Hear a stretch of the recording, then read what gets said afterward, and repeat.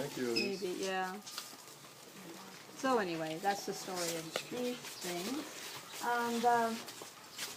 These hands are probably supposed to be Buddha's hands, and then the footprints would be Buddha's footprints. When Buddhism was still emerging, there were no buildings or anything, and what they would do was that they'd put footprints on the ground, and that would be a sign that, okay, we're going to meet here.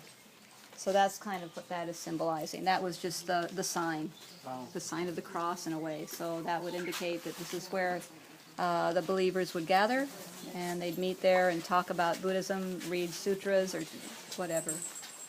So that's what that represents. And the starving Buddha is not an image you see in Japan very much. If you go to Southeast Asia, you'll see it more often.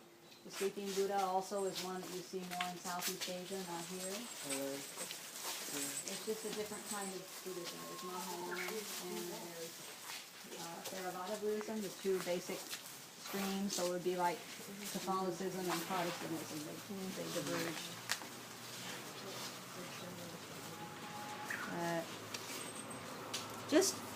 It's just kind of, temples are bizarre sometimes. So I thought it would be interesting to see this, the disciples, and also to get a feel for how much land. All of this land belongs to Isheiji. For Japan, that's pretty good, and it's probably tax-free.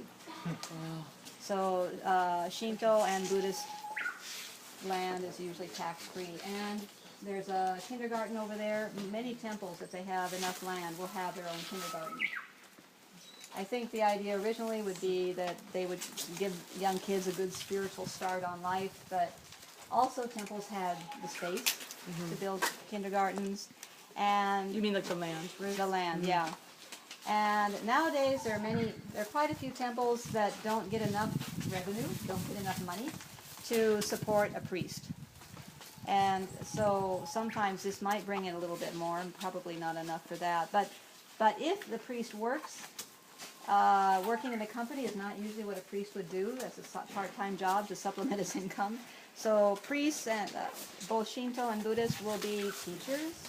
They'll work in local government. Something that's not going to make you rich.